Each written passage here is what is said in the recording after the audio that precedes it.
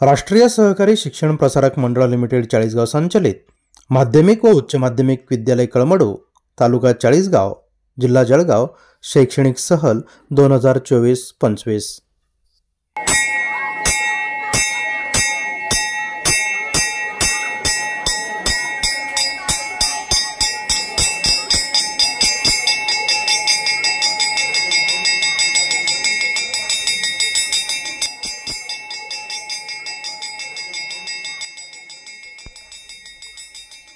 गुरुवार दिनांक 16 जानेवारी 2025। सहलीचा दिवस उजाडला। भल्या पहाटे उठून सारे विद्यार्थी तयार झाले। आपल्या पालकांसोबत एक एक करून शालेय आवारात जमले। आपल्या बॅगा पाठीवर सांभाळत आपापल्या मित्रमैत्रिणींच्या घोळक्यात हळूच शिरले। भल्या पहाटेच्या रम्य वातावरणात सर्वांचे चेहरे आनंदाने प्रसन्नतेने फुललेले होते। त्यामुळे गार वाऱ्याचा आणि बोचऱ्या थंडीचा साऱ्यांनाच विसर पडला होता। आनंदाच्या उधाणात नेमून दिलेल्या बसमध्ये आपापल्या आसनावर क्षणभर सारे स्थिरावले। बस ड्रायव्हरांच्या हस्ते श्रीफळ वाहून पूजन करून सुरक्षित सुखकर प्रवासासाठी निर्मिकाकडे प्रार्थना करण्यात आली।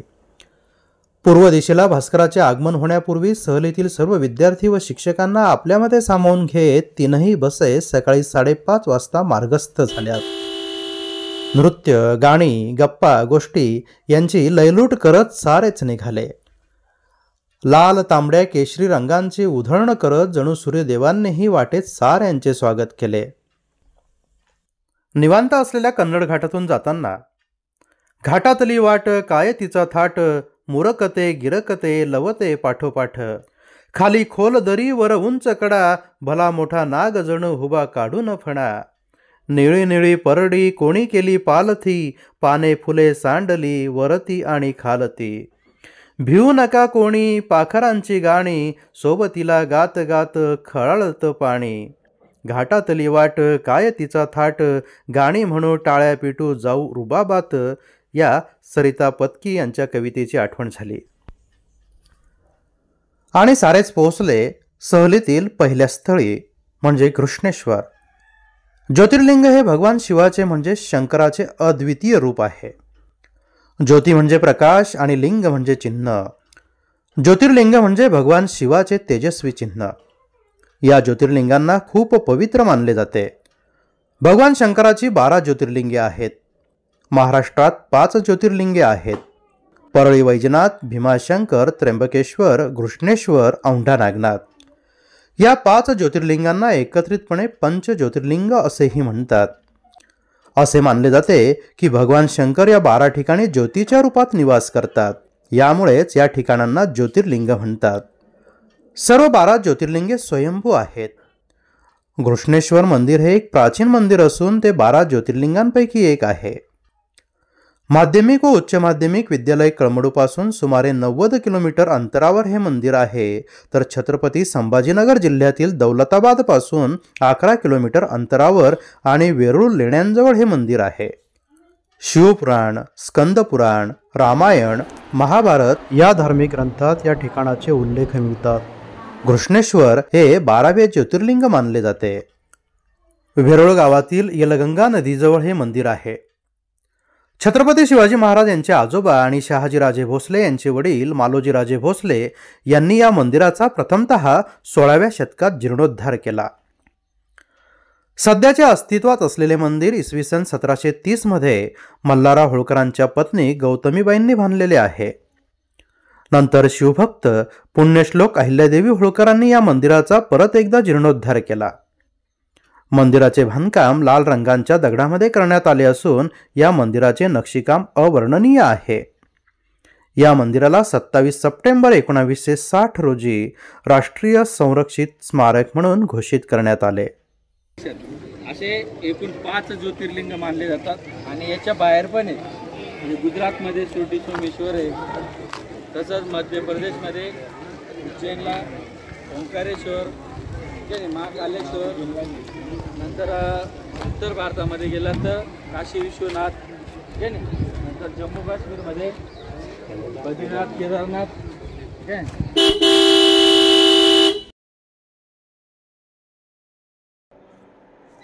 सहलीतील दुसरे स्थळ होते वेरूळ लेणे। वेरूळ गावातील वेरूळ लेणी जगप्रसिद्ध लेणी आहे. सह्याद्रीच्या सातमाळा पर्वतरांगेतील डोंगरकड्यात साधारणतः 5व्या ते 10व्या शतकाच्या कालखंडात कोरलेल्या या एकूण 34 लेणी आहेत. यामध्ये 12 बौद्ध, 17 हिंदू आणि 5 जैन लेणी आहेत. यातील कैलास लेणे जगातील स्थापत्यशास्त्राचा अद्भुत नमुना आहे. कैलास लेणे हे स्थापत्य आणि शिल्पकलेचा अप्रतिम मेळ आहे. आधी कळस मग पाया ही संतोक्ती या ठिकाणी प्रत्यक्षात अवतरली आहे. हे लेणे एका सलग पाषाणखंडात कोरलेलं अतिशय भव्य आणि विस्तरित मोठे लेणे आहे आणि ते डोंगराच्या पठारावरून खाली कोरलेले आहे. संपूर्ण पर्वत बाहेरून मूर्तीसारखे कोरलेले आहे. ते द्रविडी शैलीचे मंदिर म्हणून आकारले गेले आहे. एकूणच 276 फूट लांब, 154 फूट रुंद हे मंदिर केवळ एक खडक कापून बांधले आहे. ते वरपासून खालपर्यंत तयार केले गेले आहे. 5व्या ते 10व्या शतकाच्या कालखंडात निर्माण झालेल्या या लेणीतील प्रसिद्ध अशा कैलास मंदिराची निर्मिती राष्ट्रकूट राजा कृष्ण प्रथम यांच्या काळात झालेली आहे. या लेण्यापैकी 10 क्रमांकाच्या गुहेतील मागच्या भिंतीवर राष्ट्रकूट राजा दंतीदुर्ग यांचा शिलालेख आहे. इसवी सनाच्या 753 ते 757 या काळातील हा लेख आहे. कैलास लेणे निर्माण करणारा राजा कृष्ण पहिला हा दंतीदुर्ग राजाचा काका होता. भव्य द्वारमंडप, 2 अतिउंच स्तंभ, पूर्ण आकाराच्या दगडात कोरलेला भव्य हत्ती, त्यावरील शिल्पकला हे सारे विलक्षण आहे. पुराणातील शैव प्रतिमा आणि प्रसंग या लेण्यात चितारलेले आहेत. 10व्या क्रमांकाची विश्वकर्मा लेणी दुमजली आहे. त्यात खिडक्या आहेत. या ठिकाणी चैत्य विहार आणि स्तूप असून स्तूपात बैठी बुद्धमूर्ती आहे. या वास्तूत जे स्तंभ कोरलेले आहेत त्यावर नृत्य आणि संगीतात मग्न असलेल्या शिल्पाकृती कोरलेल्या आहेत. क्रमांक 11ची गुंफा म्हणजे 3 मजली मठ आहे. क्रमांक 21ची गुंफा रामेश्वर गुंफा या नावाने प्रसिद्ध आहे. घारापुरी येथील एलिफंटा लेण्यातील शिल्पकलेशी साधर्म्य असलेली क्रमांक 29ची लेणी शिवशिल्पांनी व्यापलेली आहे. क्रमांक 32ची गुंफा जैन धर्मियांचा प्रभाव असलेली आहे. या लेण्याच्या छतावर सुंदर कमळाकृती कोरलेली आहे. सिंहारूढ एकशीचे शिल्पही या गुंफेत आहे. ही गुंफाही दुमजली आहे. इसवी सन 1951 साली भारत सरकारने या लेण्याला राष्ट्रीय स्मारक म्हणून घोषित केले आणि त्यानंतर ती भारत सरकारच्या पुरातत्व विभागाकडे सोपवण्यात आली. युनेस्कोने इसवी सन 1983 मध्ये वेरूळ लेणीचा समावेश जागतिक वारसा स्थळांच्या यादीत केला आहे.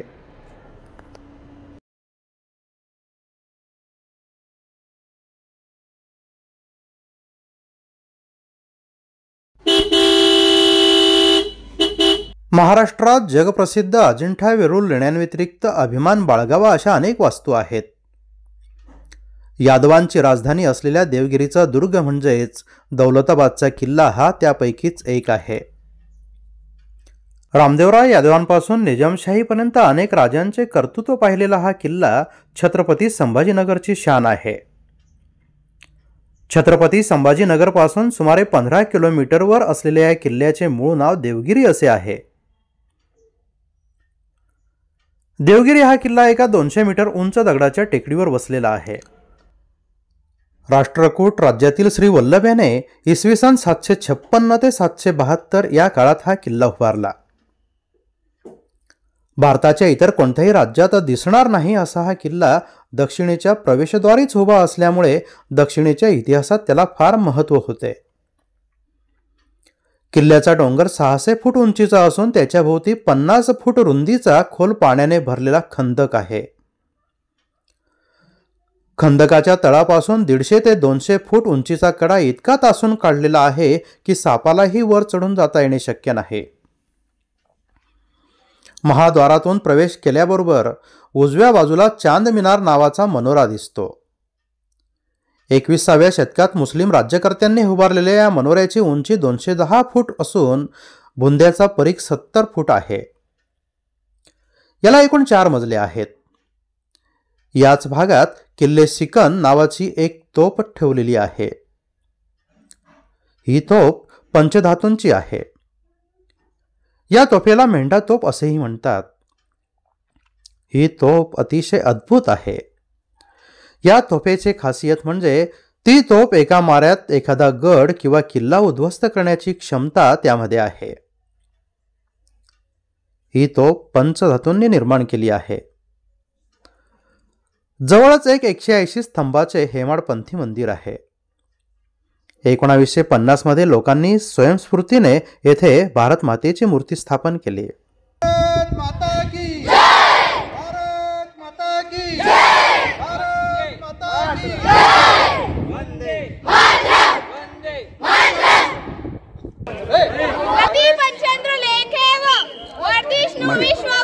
तिकडे फिर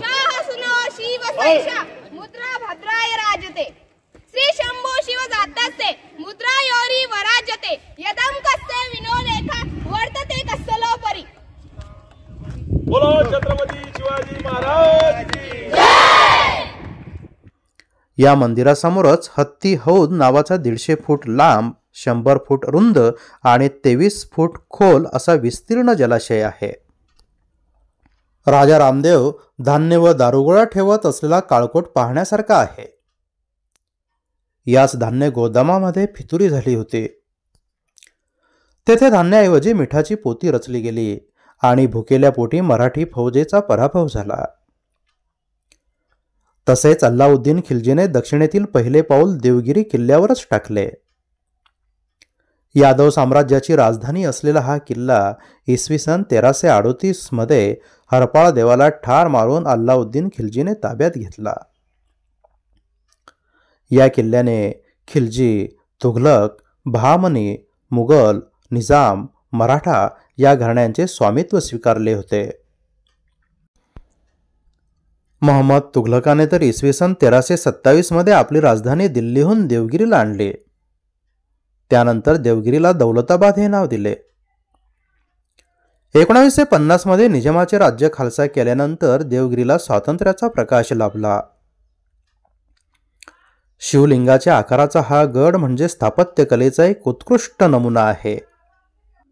अनेक सुखद व दुःखद घटनांनी न्हालेला, शेकडो पिढ्यांच्या हृदयाचे स्पंदन अनुभवलेला देवगिरीचा हा दुर्ग आपल्या ऐतिहासिक, सांस्कृतिक आणि सामाजिक परंपरेचा साक्षीदार आहे. अनंत प्रगट अप्रगट तथ्यांचा संग्रह आपल्या उराशी बाळगून असलेला हा दुर्ग देशाची अनमोल संपत्ती आहे. त्याचे संरक्षण करण्याची जबाबदारी आपली आहे हे विसरून चालणार नाही. देवगिरी किल्ल्याला 28 नोव्हेंबर 1951 रोजी राष्ट्रीय संरक्षित स्मारक म्हणून घोषित करण्यात आले. त्यानंतर सारेच पोहोचले बीबी का मकबरा या ठिकाणी. बीबी का मकबरा हा मोगल सम्राट औरंगजेबाचा मुलगा आजमशाह याने आपल्या आईच्या स्मरणार्थ बांधलेला मकबरा आहे. छत्रपती संभाजीनगर येथे बांधलेला एक भव्य महालात औरंगजेबाची पत्नी राबिया दुरानी हिची कबर आहे. बीबी का मकबरा यास सन्मानाने मराठवाड्याचा ताजमहाल म्हणतात. ही कबर असलेला मकबरा औरंगजेबाच्या काळात मलिकाच्या मुलाने आजमशहाने इसवी सन 1679 मध्ये बांधला आहे. हा लाल आणि काळ्या दगडांबरोबरच संगमरवर आणि काही पांढऱ्या मातीपासून बनवलेला आहे. या मिश्रणास स्टको प्लास्टर असेही म्हणतात. मकबरा एक भव्य ओट्यावर बांधलेला असून त्यात मधोमध बेगम राबियाची कबर आहे. कबरीच्या चारही बाजूने संगमरवरी जाळ्या बसवल्या आहेत. त्या कबरीवर छतांच्या खिडक्यातून दिवसा सूर्याची किरणे आणि रात्री चंद्रप्रकाश पडेल अशी रचना केली आहे. मकबऱ्याच्या घुमटाला संगमरवरी दगड वापरला आहे. भव्य ओट्यावर चारही बाजूंनी मिनार बांधलेले आहेत. कधी काळी या मिनारांवर जाता येत होते. ही राबिया दुरानीची कबर 28 नोव्हेंबर 1951 रोजी राष्ट्रीय संरक्षित स्मारक म्हणून घोषित करण्यात आली.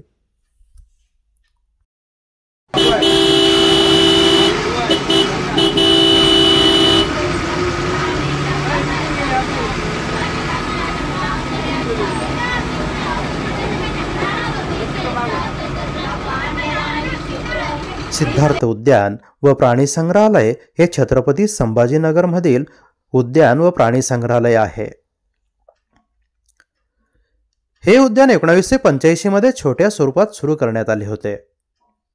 हे उद्यान शहरातील मध्यवर्ती बस स्थानकाच्या बाजूला आहे. सिद्धार्थ उद्यान व प्राणी संग्रहालय मराठवाड्यातील एकमेव प्राणी संग्रहालय आहे. या प्राणी संग्रहालयात विविध प्रकारचे 200 पेक्षा जास्त प्राणी व पक्षी आहेत.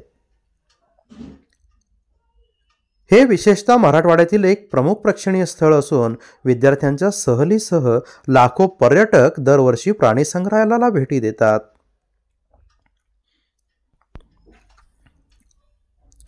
याचे सिद्धार्थ हे नाव गौतम बुद्धांच्या नावावरून ठेवण्यात आलेले आहे. प्रवेश केल्यानंतर समोरील बाजूस ध्यानस्थ मुद्रेतील गौतम बुद्धांचा ब्रांज धातूचा भव्य पुतळा बसवण्यात आलेला आहे. छत्रपती संभाजीनगरमधील नागरिकांसाठी व येणाऱ्या पर्यटकांसाठी सिद्धार्थ उद्यान आणि या उद्यानाच्या परिसरात असलेले प्राणी संग्रहालय एक आकर्षणाचा विषय व महत्त्वाचे पर्यटन स्थळ आहे. शहरातील सर्वात मोठे उद्यान सिद्धार्थ गार्डन मध्यवर्ती बस स्थानकाजवळ असल्याने शहरातील लोकांसह परगावाहून या उद्यानामध्ये जाणाऱ्यांची संख्या लक्षणीय असते. हे मराठवाड्यातील एकमेव प्राणी संग्रहालय असल्याने मराठवाड्यातून अनेक जण शाळांच्या सहली येथे नेत असतात. उद्यानाच्या परिसरात मत्स्यालय देखील आहे, ज्यात विविध प्रजातींचे मासे आहेत. हैदराबाद मुक्तीसंग्राम संग्रहालय देखील उद्यानाच्या परिसरात आहे. त्यामध्ये मुक्तीसंग्रामात सहभागी झालेल्या स्वातंत्र्य सैनिकांची माहिती व मुक्तीसंग्रामाचा इतिहास आहे. उद्यानात लहान मुलांसाठी वेगवेगळ्या खेळण्यांची व्यवस्था आहे. सुट्टीच्या दिवशी अनेक नागरिक उद्यानात येतात.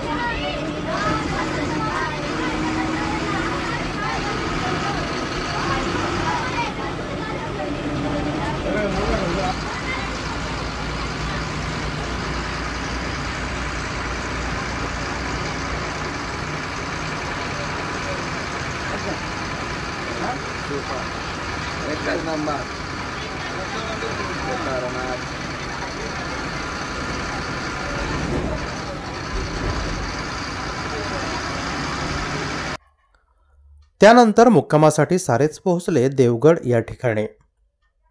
देवगड हे अहिल्यानगर जिल्ह्यातील नेवासा तालुक्यातील प्रसिद्ध असे श्री दत्तक्षेत्र असून अहिल्यानगर छत्रपती संभाजीनगर या महामार्गावरील ठिकाण आहे. अहिल्यानगर पासून सुमारे 66 किलोमीटरवर श्री क्षेत्र देवगड आहे. सदर मंदिर हे अत्यंत सर्वांग सुंदर व पवित्र क्षेत्र नेवासेपासून जवळच आहे. सदर देवस्थान पूज्य किसनगिरीजी महाराज यांनी स्थापन केलेले आहे. देवगड या क्षेत्राचा विकास भास्करगिरी महाराजांनी केला. संपूर्ण देवगड मंदिराची वास्तू ही अत्यंत देखणी असून प्रामुख्याने दत्त मंदिर आहे. संपूर्ण भव्य मंदिर राजस्थानातील आणलेल्या संगमरवरी दगडातून पूर्ण बांधकाम केलेले आहे. मंदिराचे फरशी कामही संगमरवरी असून मंदिरास 4 फूट उंचीचा सोनेरी कळस आहे. अत्यंत सर्वांग सुंदर प्रसन्न दत्त मूर्ती हेच येथील प्रमुख आकर्षण आहे. ही अत्यंत जिवंत आणि जागृत दत्त मूर्ती आहे. संपूर्ण मंदिर परिसरच अत्यंत मंगल व पवित्र स्पंदनाने भारावलेला आहे. या मंदिर परिसरात दत्त मंदिर, शनी महाराज, मारुती, मच्छिंद्रनाथ, गोरक्षनाथ, नारद मुनी, मार्कंडेय मुनी, सिद्धेश्वर, पार्वती, गणेश व कार्तिक स्वामी अशी स्थाने आहेत. श्री दत्त मंदिराच्या बाजूलाच किसनगिरी महाराजांचे समाधीस्थान आहे. मंदिराच्या मागील बाजूस प्रवरा नदी वाहते. येथे नदीवर भक्कम असा घाट बांधण्यात आला असून नौका नयनाची सोय उपलब्ध आहे. मंदिर परिसरात निवास आणि भोजन प्रसादाची व्यवस्था आहे. देवगडला प्रत्येक गुरुवार, एकादशी, दत्त जयंती, महाशिवरात्र, किसनगिरी महाराजांचा पुण्यतिथी उत्सव खूप मोठ्या प्रमाणात साजरा होतो.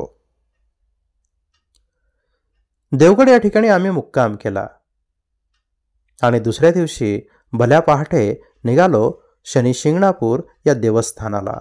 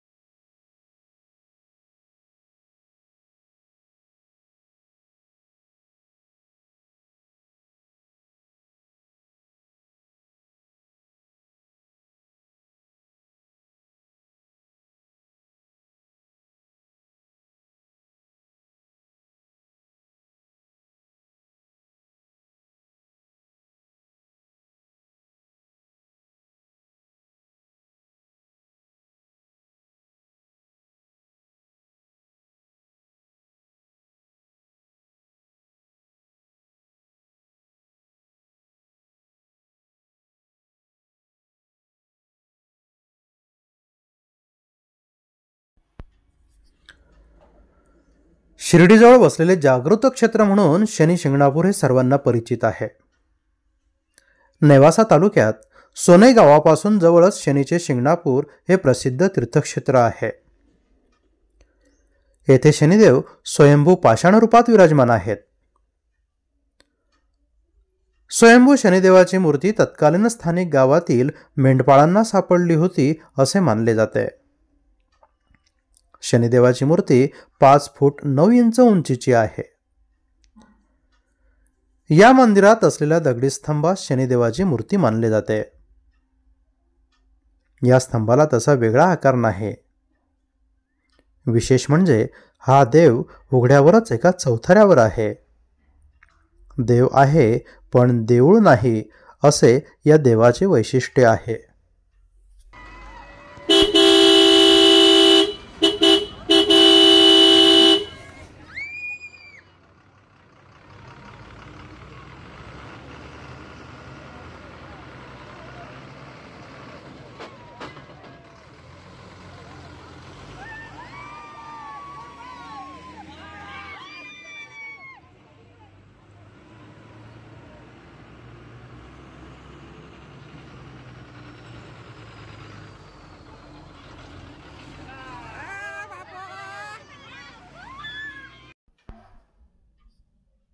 शिर्डी साईबाबांच्या नावाने ओळखले जाणारे हे एक शहर 19व्या शतकाच्या उत्तरार्धात संत साईबाबांच्या वास्तव्यामुळे शिर्डी नावारूपास येऊ लागले. साईबाबा हे वयाच्या 16व्या वर्षी शिर्डीला आले. साईबाबा लोकांना प्रथम दिसले तेव्हा ते कडुलिंबाच्या झाडाखाली बसलेले होते. तेव्हापासून ते नित्यनेमाने 5 घरी भिक्षा मागत. ते प्रथम द्वारकामाई नावाच्या पडक्या मशिदीत बसत होते व त्यानंतर चावडीत जात. श्री साईबाबाचे द्वारकामाईत 60 वर्ष वास्तव्य होते. मंगळवारी दसऱ्याच्या दिवशी 15 ऑक्टोबर 1918 रोजी साईबाबांनी समाधी घेतली. साईबाबांच्या पश्चात तेथे भक्तांनी उभारलेल्या साईबाबा मंदिरामुळे धार्मिक क्षेत्र म्हणून हे प्रसिद्धी पावले आहे. सर्व धर्मियांचे श्रद्धास्थान म्हणून शिर्डीचे साईबाबा सर्वदूर परिचित असल्याने दररोज हजारो भाविक शिर्डीला येतात. साई मंदिराचे दर्शन, मंदिरातील आरत्या व आजूबाजूचा परिसर सोडला तर शिर्डीत मनोरंजनाचे कोणतेच साधन उपलब्ध नाही. नेमकी ही उणीव हेरून मालपाणी उद्योग समूहाने साईबाबांच्या जीवनचरित्रावर आधारित थीम पार्कची उभारणी केली. त्यामुळे देश विदेशातून येणाऱ्या लाखो भाविकांना शिर्डीत साईबाबांच्या जीवनचरित्राच्या अनुभूतीचे हुबेहूब दर्शन घडते.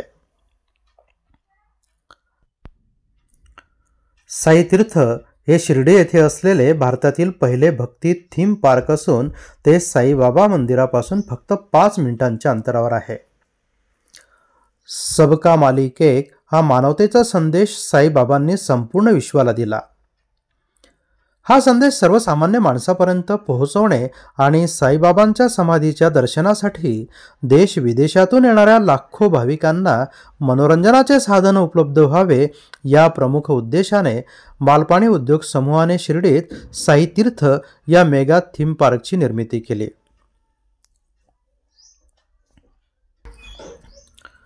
वेट एंड जॉय या वॉटर पार्क शेजारी 6 एकर जागेवर साईतीर्थ हा मेगा थीम पार्क असून त्यात साईबाबाची द्वारकामाईची प्रतिकृती या साईतीर्थमध्ये दिसते. साईबाबा व त्यांच्या भक्तांचे हुबेहूब हालते बोलते पुतळे द्वारकामाईला जिवंत करतात.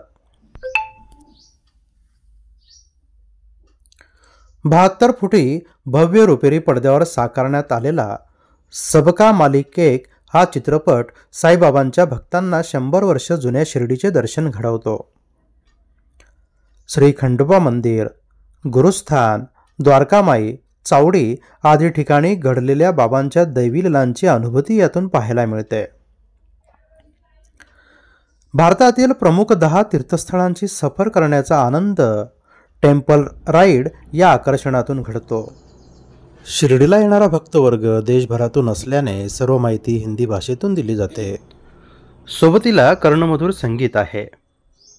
भारतवर्षातील प्रमुख तीर्थस्थळांच्या यात्रेत आपले स्वागत आहे अशी सुरुवात केली जाते आणि यात्रेचा आरंभ मुंबई येथील गेटवे ऑफ इंडिया भारताचे प्रवेशद्वार यापासून होते. त्यानंतर आपण जातो सिद्धिविनायक मंदिरात गणपती बाप्पांचे दर्शन घेण्यासाठी. बाप्पांचे दर्शन घेऊन गुजरातकडे प्रयाण होते श्रीकृष्णाच्या प्राचीन द्वारकेत. त्यानंतर श्री केदारनाथांचं दर्शन, श्री बद्रीनाथांचं दर्शन घेऊन आपण महाराष्ट्रात पंढरपूरला श्री विठुरायाच्या चरणी लीन होतो. पंजाबमधील सुवर्ण मंदिर, पुरीचे जगन्नाथ मंदिर, दक्षिण भारतातील मीनाक्षी मंदिर, तिरुपती बालाजी आणि समाप्तीच्या वेळेस पुन्हा आपले आगमन शिर्डीत होते. साईबाबांच्या दर्शनाने या अनोख्या राईडची, तीर्थयात्रेची समाप्ती होते. 10 मिनिटांची ही राईड अतिशय सुंदर आहे. मंदिरांचा धावता इतिहास सांगितला आहे. हुबेहूब वर्णन त्या ठिकाणी केलेले आहे. प्रत्यक्ष तेथे असल्याची अनुभूती आपल्याला येते. आरती, शंखनाद, बासरी, टाळ, मृदुंग, भक्तगण, अभंग, श्लोक हे आपणास त्या वातावरणात नेऊन ठेवतात. वादळ वारा, पाऊस, विजांचा कडकडाट आणि प्रचंड अग्नितांडव यांचा प्रत्यक्ष अनुभव देणारा, हनुमानाच्या समुद्र उड्डाणापासून ते लंका दहनापर्यंतचा प्रसंग, लंकेतील हनुमानाच्या साहसाची आठवण करून देणारा एक 5D इफेक्टसह थरथरत्या प्रेक्षागृहात पाहणे हा देखील एक अद्भुत अनुभव आहे. तसेच अजून एक 5D अनुभव जिथे भगवान श्रीकृष्ण आणि कालिया सर्प यांच्यातील युद्ध समोरच अनुभवता येते. साईतीर्थ थीम पार्कमध्ये साई भक्तांना अत्याधुनिक तंत्रज्ञानाची जोड देऊन तयार केलेला कार्यक्रम एक अनोखी आध्यात्मिक अनुभूती देऊन जातो.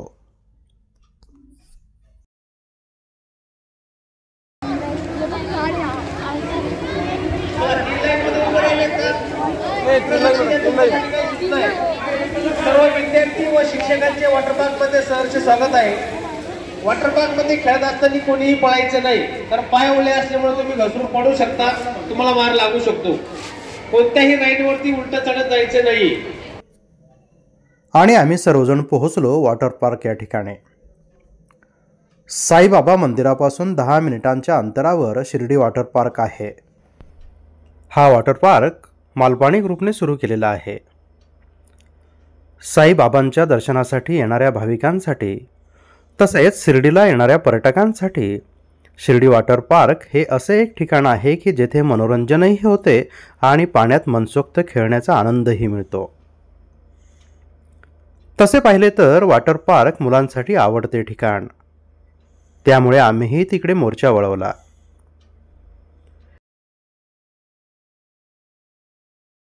कृत्रिम पावसात भिजून मनसोक्त नाचण्यासाठी रेन डान्स आहे. लहान मुलांसाठी किड्स पूल बनवलेले आहेत. तसेच सुंदर गार्डन्स आहेत, कारंजे आहेत. येथे असलेल्या चेंजिंग रूममध्ये चेंज करून आमच्या वस्तू आम्ही लॉकरमध्ये ठेवल्या. वॉटर पार्कमध्ये लॉकर सुविधा आहे, चेंजिंग रूम आहे. तसेच पाण्यात खेळताना काही दुखापत झाल्यास वैद्यकीय सुविधाही आहे. त्याचप्रमाणे व्हीलचेअरही उपलब्ध आहेत. पाण्यामध्ये मनसोक्त खेळल्यानंतर दमल्यानंतर पेटपूजा करण्यासाठी रेस्टॉरंट देखील आहे. शिर्डी वॉटर पार्कची सहल शिर्डीला भेट देणाऱ्यांनी अनुभवण्यासारखी आहे. या 2 दिवसांच्या सहलीची सांगता पुन्हा साईबाबांचे दर्शन घेऊन करण्यात आली. सहलीतले विद्यार्थी असल्याने लगेचच दर्शन झाले. असाच अनुभव देवगड या ठिकाणीही आला. तेथे रांगेत दर्शनासाठी उभ्या असलेल्या भक्तगणांनी विद्यार्थ्यांना पुढे जाण्यासाठी वाट करून दिली. त्यानंतर आम्ही साऱ्यांनी प्रसादालयातल्या स्वादिष्ट व रुचकर भोजनाचा प्रसाद पोटभर घेऊन सारे जण सहलीतल्या आठवणी आठवत आणि मनात साठवत मोठ्या प्रसन्नतेने परतीच्या प्रवासाला निघालेत. 2 दिवसांच्या या भटकंतीत काही विद्यार्थी दमले व ते लवकर झोपी गेले. जणू निद्रादेवी त्यांना प्रसन्न झाली होती. ज्यांची झोप पळाली होती ते झोपेची पर्वा न करता गप्पांमध्ये दंग होते.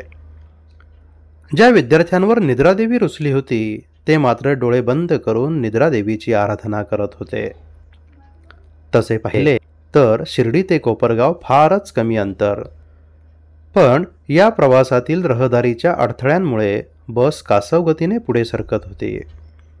मात्र त्याचाही आनंद काही मुले बाहेरची दृश्य, वाहने, रहदारी पाहून घेत होती.